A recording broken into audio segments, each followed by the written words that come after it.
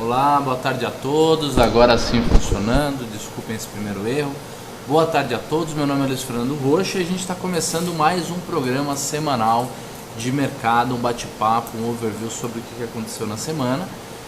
Hoje é dia 4/4/2013, 4 de abril, um dia que o mercado caiu bastante, né?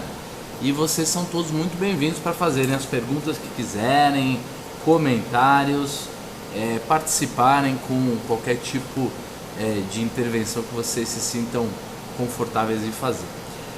Temos várias notícias interessantes. Eu vou tirar agora o meu rosto e colocar de fundo o site da Directa mesmo, só para não pesar muito a transmissão. E aí a gente vai começar a descrever mais ou menos quais são as notícias da semana. O fato é que não sei se porque eu pesquisei pouco ou se realmente a gente está com pouquíssimas notícias.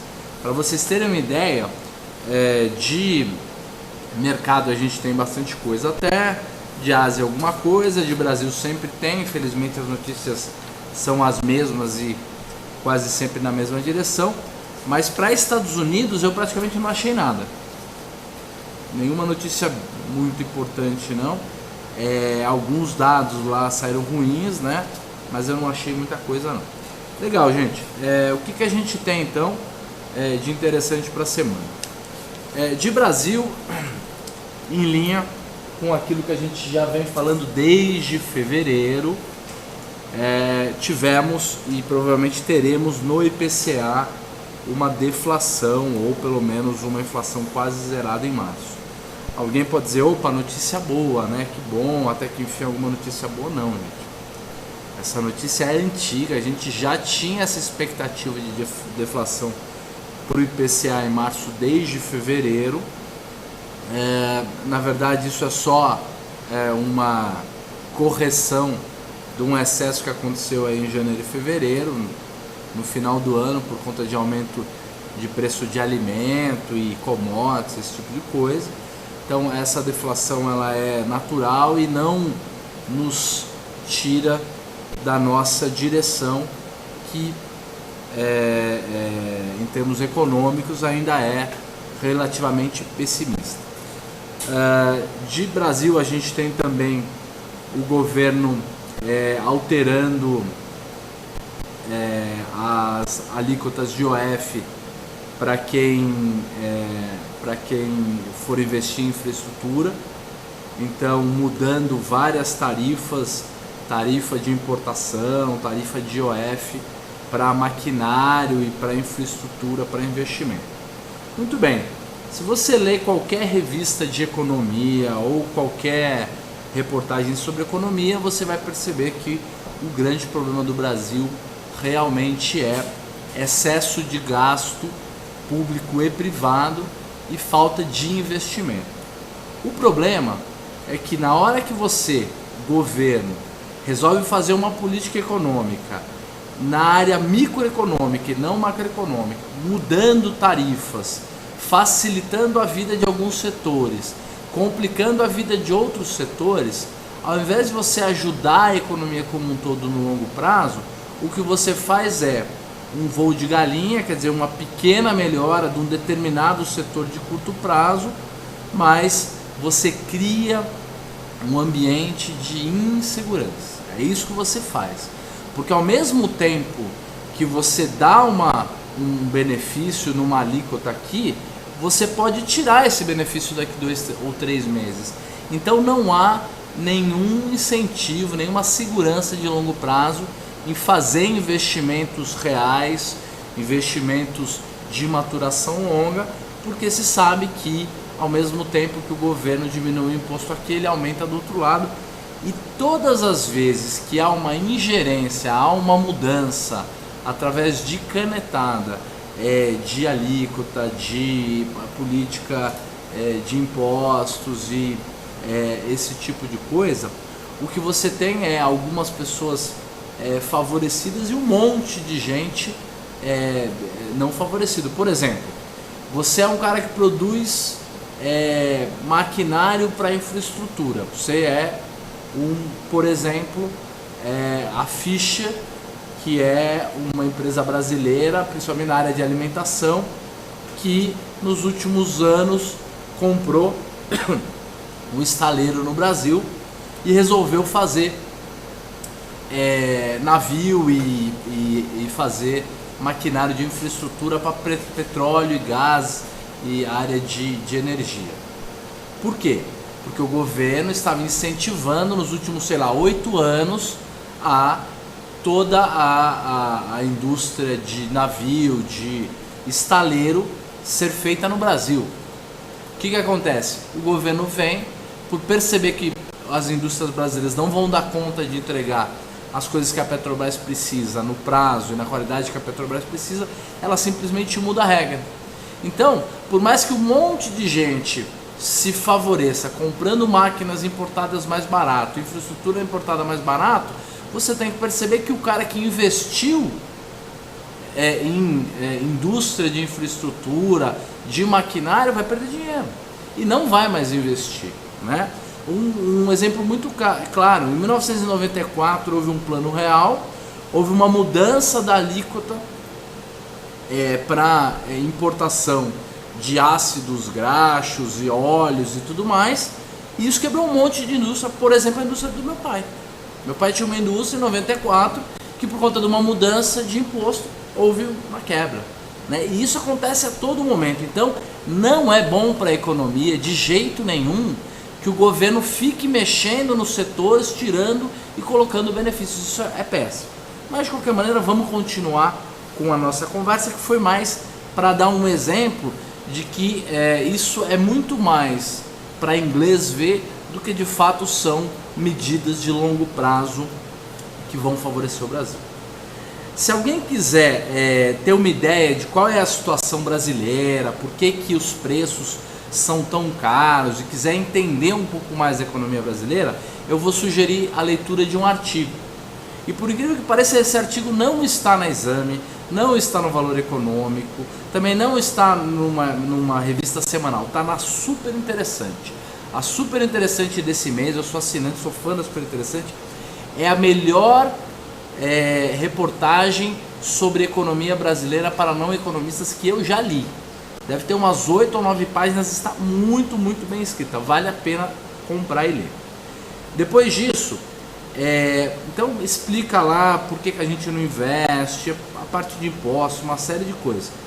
Mas, por exemplo, uma coisa que está acontecendo no Brasil é que o nosso modelo de incentivar o consumo, de incentivar o aumento do endividamento, de incentivar o crescimento econômico pelo consumo, já perdeu o gás, não tem mais energia. Houve um aumento na oferta de crédito brasileira nos últimos meses e não houve um aumento da tomada de crédito. As pessoas não estão tomando dinheiro emprestado, por quê? Se for para consumo, todo mundo já está com a corda no pescoço, já está endividado. E para investimento as pessoas não investem por causa do ambiente desfavorável de incerteza. Então, uma última notícia para o Brasil, e aí eu vou fazer uma comparação da situação brasileira com a situação de um outro país que está numa crise ferrada, pior que a brasileira, mas está fazendo a lição de casa bem diferente da gente. Então, a última coisa que eu vou falar sobre o Brasil é: e aí? Os juros vão subir ou não vão subir? O Tombini vai subir os juros ou não vai? Olha, você vê o Sheikman hoje em jornal, Exame, numa série de lugares dizendo: de fato o Banco Central não está fazendo nada para diminuir a inflação. Nada está sendo feito. A gente simplesmente continua indo a público dizendo: vai baixar, está em linha, vai baixar, isso está acontecendo, é um exagero, mas nada está sendo feito. É possível sim que o Tombini resolva tentar aumentar os juros, mas ele não é a única pessoa do Comitê de Política Monetária. Existe o Mantega, existem outras pessoas que votam, então a gente corre risco de não ter aumento de juros, e seria importante. Nós falamos na semana passada, por incrível que pareça, um aumento na taxa de juros hoje ia fazer a bolsa subir, não cair, porque estaria mostrando que o governo está na direção certa para defender o aumento da inflação, se for o caso, se for necessário. Legal. Eu queria falar da Espanha, né? Da Espanha. A Espanha está com mais de 20% de desemprego, enquanto a gente aqui está com pleno emprego. A Espanha está lá no meio do euro, totalmente fora de moda, e a gente está aqui nos BRICS. Mas o fato é que, se você ler a Exame dessa semana,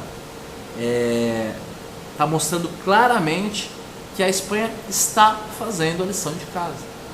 Por isso que a Bolsa Espanhola anda subindo, está na máxima dos últimos, acho que 18 meses, e está conseguindo captar. Hoje fez uma captação de, hoje não, acho que foi quarta-feira, uma captação de quase 5 bilhões de euros, a menor taxa dos últimos meses. Significa o quê? Que a perspectiva está melhorando. Por quê? Diferente, por exemplo, de Portugal, da Grécia e da Itália, que a democracia e a maneira como o país é dirigido não permite uma política austera, de mudança, reformas. A Espanha não, a Espanha está fazendo as reformas e já está começando a se recuperar. E aí você vê os articuladores de política macroeconômica do euro dizendo que a crise já passou. Essa é a frase da semana na Europa. É óbvio que é um exagero, não passou, a gente talvez ainda tenha bastante dor de barriga, mas a Espanha está fazendo a lição de casa e vai ser recompensada pelo mercado por conta disso.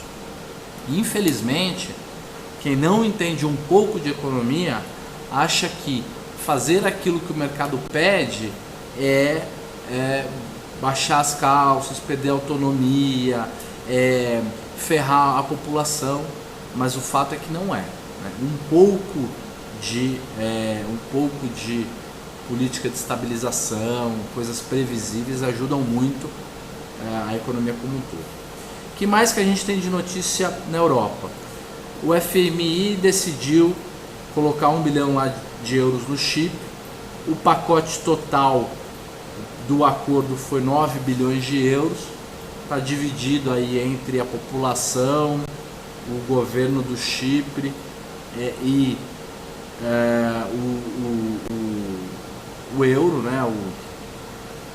A comunidade europeia, e o FMI, que vai colocar 1 bilhão dos 9 bilhões. Então o acordo foi alcançado e o Chipre já não está mais em risco de sofrer default. Eu assisti uma aula, talvez uns 7 ou 8 anos atrás, um dos melhores professores de finanças que a gente tem no Brasil, que é um professor da USP, chamado Roberto, esqueci o sobrenome dele, daqui a pouquinho eu vou lembrar. E ele dizia o seguinte: em política econômica internacional, gente, não existe dar o calote. O que existe é renegociar, entendeu? Olha, vamos renegociar, porque na hora que você fala assim, eu não vou pagar e pronto, é aí que você quebra o banco, é aí que você quebra o credor.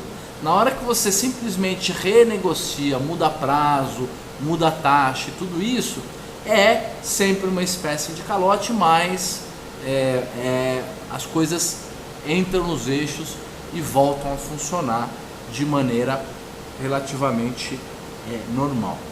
O que eu estou querendo dizer com isso? O que eu estou querendo dizer é, na hora que você olha para o futuro de um país, de uma empresa, de um banco, e não vê salvação, não vê alternativa, você vê um buraco, você vê uma quebra, isso é desesperador.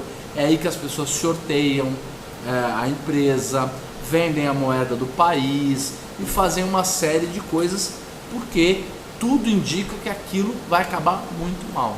Na hora que você renegocia, define novos prazos, o que você está fazendo simplesmente é dando uma alternativa de longo prazo, e aí o mercado costuma aceitar e as coisas entram no eixo.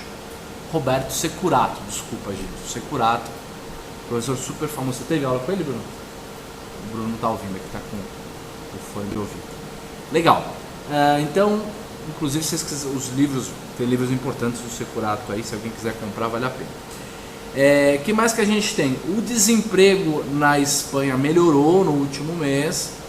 mas o desemprego na zona do euro como um todo bateu o recorde de 12% de desemprego. Então muita gente que não estava tão mal assim, aumentando um pouquinho de desemprego. Totalmente ao contrário do Brasil, que está em pleno emprego, mas não consegue fazer a economia crescer. Então as coisas andam muito complexas, né? O que mais que a gente tem? Inflação também na zona do euro é a mínima dos últimos 3 ou 4 anos, se não me engano. 1,7% de inflação anualizada é uma boa inflação. O que a gente tem de notícia nos Estados Unidos é, primeiro, o Warren Buffett vai ser um dos 3 maiores acionistas do Goldman Sachs. Ele começou a amarrar esse acordo em 2008, na crise, lá em 2008. Então veja como ele é um jogador de xadrez que faz as coisas muito no longo prazo. Depois uma outra notícia também de Goldman Sachs, mas não tão boa, é que um ex-corretor, um cara que trabalhava na Goldman Sachs como corretor ou vice-presidente comercial, uma daquelas áreas comerciais lá, foi preso em Nova York e foi descoberto um golpe de 8 bilhões de dólares. Ele estava aplicando um golpe de 8 bilhões de dólares. Era um golpe tipo pirâmide, alguma coisa assim. Não era exatamente uma pirâmide, mas era parecido. O que mais que a gente tem, gente? Algumas notícias da Ásia interessantes. China, inflação recorde. Eu não sei exatamente qual é o índice, foi meio rápido aqui. Deixa eu ver se eu acho. Governo, Papai Bolsa da Ásia. Não me lembro exatamente qual é o índice de inflação que piorou bastante lá na China, mas o fato é que houve um aumento recorde da inflação. O país que mais corre risco de inflação no mundo é o Brasil, porque o Brasil tem memória inflacionária, tem a inflação aqui, ela é indexada, né? A maioria dos contratos são indexados de inflação. Então, o risco lá não é tão grande, mas um dos principais articuladores de política macroeconômica essa semana já apareceu dizendo que eles estão segurando a demanda e uma série de coisas lá. Então, a China provavelmente não fará nenhuma grande bobagem com relação à sua macroeconomia, eles sabem o que estão fazendo. Depois, a gente tem a possibilidade de uma guerra. Eu acho que talvez essa seja a principal notícia não econômica, mas internacional da semana. Inclusive não tem nenhuma notícia diretamente dos Estados Unidos, mas essa notícia ela impacta os Estados Unidos. Claramente a Coreia do Norte está fazendo o jogo do covarde, é assim que chama. É aquele tipo de jogo que a gente vê no filme americano, que vem um carro de cada lado assim, e um fala não vou frear, e alguém tem que sair da frente. É patético, né? A Coreia do Norte fazendo filmes editados, mostrando que o exército da Coreia do Norte já invadiu os Estados Unidos, já está chegando em Nova York.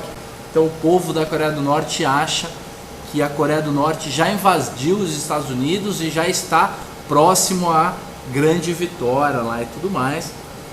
O fato é que deve acontecer alguma coisa assim em termos de guerra. Não acredito que seja nada muito grave por ser concentrado. Os Estados Unidos não vai fazer nada antes de ser ofendido de modo um pouco mais grave. Eu não estou dizendo atacado, mas ofendido, porque a China não deixa, né? A China é a única contrabalança lá do governo norte-coreano, mas a China tá puta da vida, desculpa com a palavra, mas ela tá muito, muito enraivecida com o governo norte-coreano. Então provavelmente essa história vai acabar relativamente mal. Para quem? Relativamente mal para o governo norte-coreano. Eu acho que para a Coreia do Sul é bom, porque ela vai ter condições de incorporar a Coreia do Norte, e isso tem uma série de custos, mas pode ter benefícios de médio e longo prazo. Vejam o que aconteceu com a Alemanha e o tamanho que a Alemanha tem hoje. Veja o que a gente, Brasil, fez ao incorporar um monte de pessoas de classe C e D que a gente tinha aqui. Então não é ruim para a Coreia do Norte. Os Estados Unidos vão acabar tendo que pagar um pouco dessa conta, mas fazendo um bom acordo lá, eles podem também ter benefícios econômicos.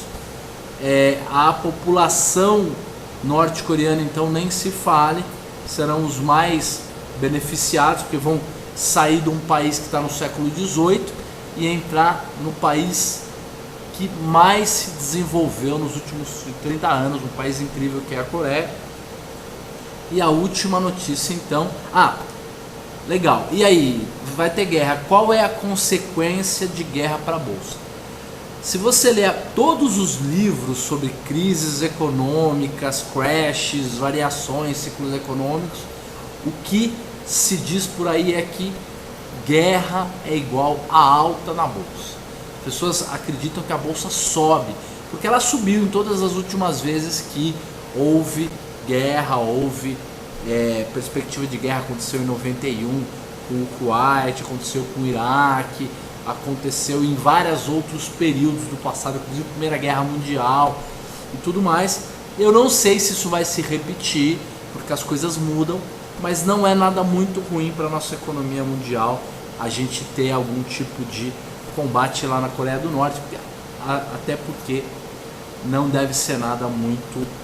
não vou fazer previsão de guerra porque eu não entendo nada de guerra. Desculpa, gente. O que mais? Última notícia de Ásia. O presidente do Banco Central japonês que tomou posse lá está sendo chamado de Bernanke do Japão. Ele é um cara totalmente anticíclico, ele é especialista em políticas anticíclicas. O Japão precisa de um cara desse. O Japão tem um monte de reserva, um monte de poupança, uma economia e uma população super educada, mas tem deflação e tem estagnação econômica por conta de falta de perspectiva. É depressão mesmo. E aí esse presidente do Banco Central vem demonstrando que vai reagir, e é por isso que o Nikkei, o índice da bolsa japonesa, já está em 12.700 pontos. Daqui a pouco chega em 13 mil pontos. Foi um rally que aconteceu. Ela está na máxima desde 2007, 2006, uma coisa assim. É muito significativo. Lembrando que a maior nível do Nikkei até hoje foi em 99, tá? Então, e em 99, não, é isso aí, foi em 99, se eu não me engano, e foi 20 mil pontos. Então faz 13 anos que a gente não atinge um ponto máximo, que foi lá na década de 90, quando o Japão começou a declinar. Para acabar o nosso programa, porque a gente já passou do tempo, a gente tem algumas notícias sobre o mercado.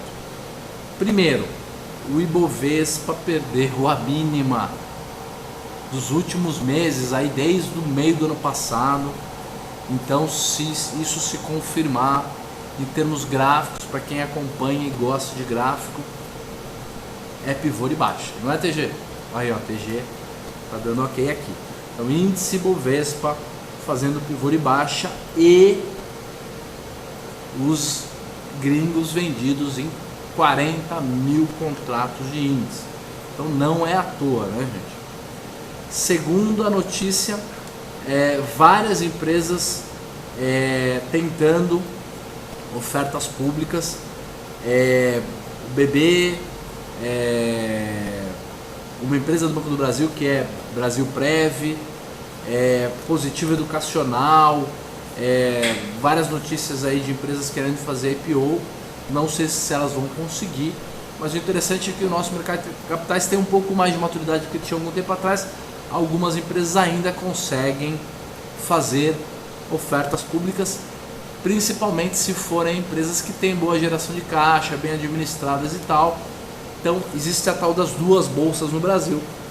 Se forem empresas que fazem parte da Bolsa Boa, que são empresas que geram caixa, são protegidas contra a inflação, então são empresas de consumo e tudo mais, ou que têm contratos públicos, e empresas que pagam bons dividendos, né? Mais ou menos é o mesmo tipo de empresa que é empresa que tem uma boa geração de caixa. Isso é bom, ótimo para a bolsa, para quem investe,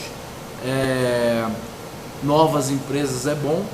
Infelizmente são as empresas que não precisam de muito investimento.